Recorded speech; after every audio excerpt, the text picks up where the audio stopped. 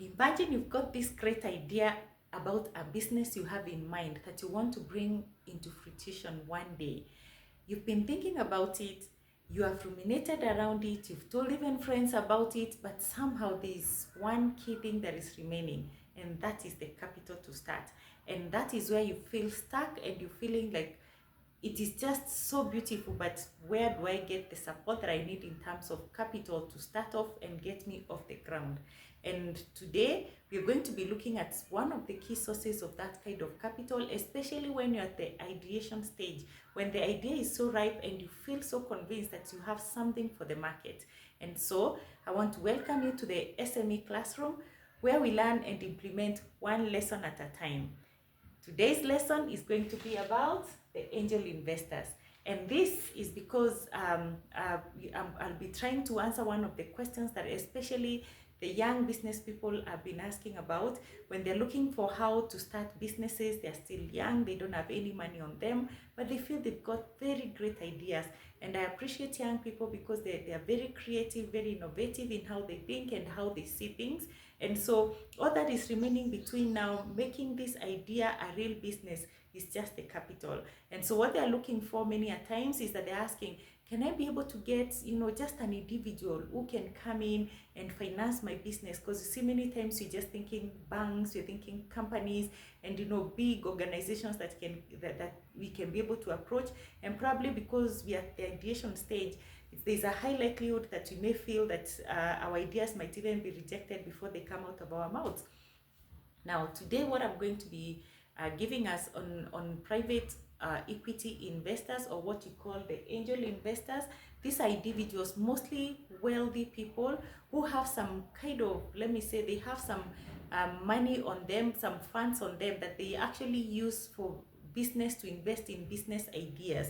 So there are types of them. There are those who are very happy to be in various industries or various sectors. So you may find them in agribusiness, you may find them, the same person is also investing in another idea or other business in manufacturing, another in just a normal retail. But there are also those who are so specific, maybe because they are more used or they understand a certain sector more, and so they are likely to be more focused on just one industry. So what you need to do, or to know, even as a person who wants to get into the business and get an angel investor, is to understand what industries do they support.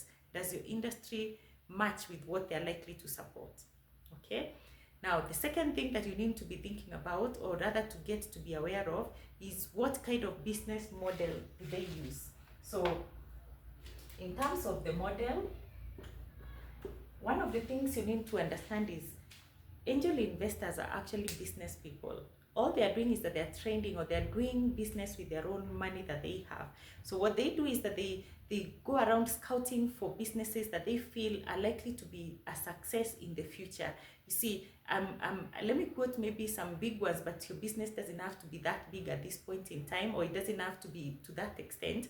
Say, for example, Uber, Airbnbs. I know those are global businesses, but even locally, your business could be something that we can grow because you're meeting a certain kind of need in the community that you're living in. So the investors have that inner gut of understanding where they want to put their money, and because they can get that feeling that this business is going to do well. So just know that even them, they're in business, putting in money into your business is actually the business they do on a day-to-day basis.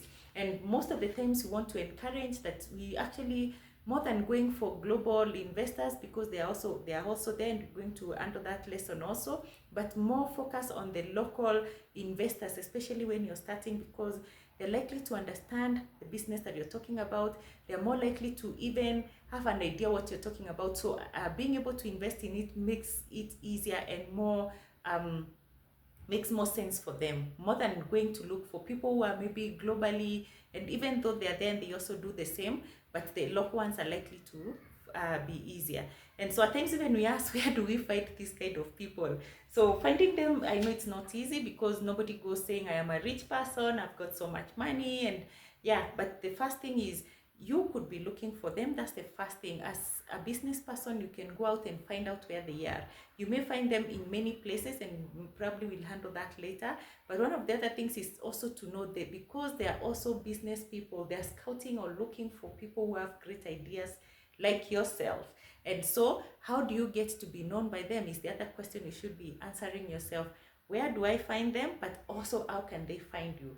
If they can find you, then you have a, remember always when someone finds you, you have a better bargaining power than when you go to find them. But that's for another day. For now, just get to know that you can find them. Okay, now the other thing that I want us to look at is the returns. Now, as we have said, angel investors are individuals first, so there are not a lot of complexities for them to come in. But also remember, because they're starting in at the ideation stage, it's just an idea they want to invest in, their return is likely to be high. You know, this thing of the higher the risk, the higher the reward. So because they're taking a very high risk with you, or with your business that has not even yet set foot on the ground, then they're likely to also be looking for a higher return more than any of the other investors are likely to be looking for, who are likely to be coming into the business when it is already showing some signs of success and it's been in the market for a while. So for that, there are many ways. There are two ways that I want to just maybe also mention. One of the ways they can ask for a return is where they take a share of your business. So let's say this is your business. This is the big of your business. So this is 100%. So they may take, say, for example, 40%.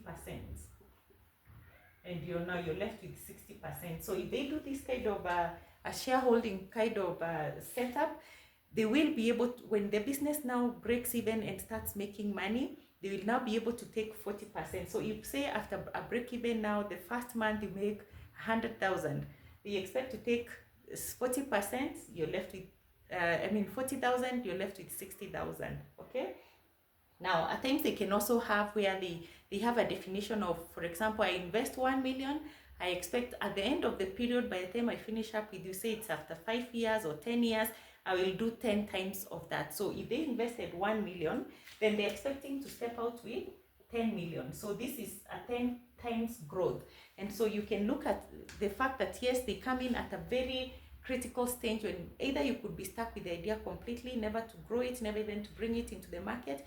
Them taking that risk means that then they give you the blood that you actually require to step out into the marketplace. And so for that reason, their returns can be very, very high. The main thing that we normally say, and maybe you'll see it again when you're doing the investor due diligence sessions, is that you need to be able to know at what point do you exit. So, because when they're coming in, when they're bringing in the seed capital, it's at the beginning of the idea. That idea then grows. So once this idea has grown, and maybe it is after, say, even 3 years, and the idea has grown like this. So they came in here, they've seen you grow until here, and so you need to start having an exit process where now they exit the business. And this is where now this should have been agreed at the point of when you started in with the investor. So for today, I hope you get that it is possible to get an angel investor or a private equity investor, someone who comes and just runs with you. The good thing is, or the advantage is, that they are very lenient. They will not bother you that you must be paying us in the next 1 month or something, like the loans if you compare. But their return will still be very high at the point that they'll be exiting. But they will be very lenient during this process of growth. They'll be able to support you. Some of them may become, not necessarily become a part of the business, but at least they could give you ideas on how to grow because they've been in the business for longer period. So they can hold your hand a little bit. But others may be hands off, just waiting for you to make the money and they get to earn from it. So I hope out of this, you can now see that actually your business idea is a good thing that is in your mind that you can bring out to the market and it can go to the next stage. Let not money be the thing that closes you off, but instead let it be something that takes you to the next stage. I would love to hear from you on the comment section. Remember to like and subscribe so that you don't miss on the next session. Thank you.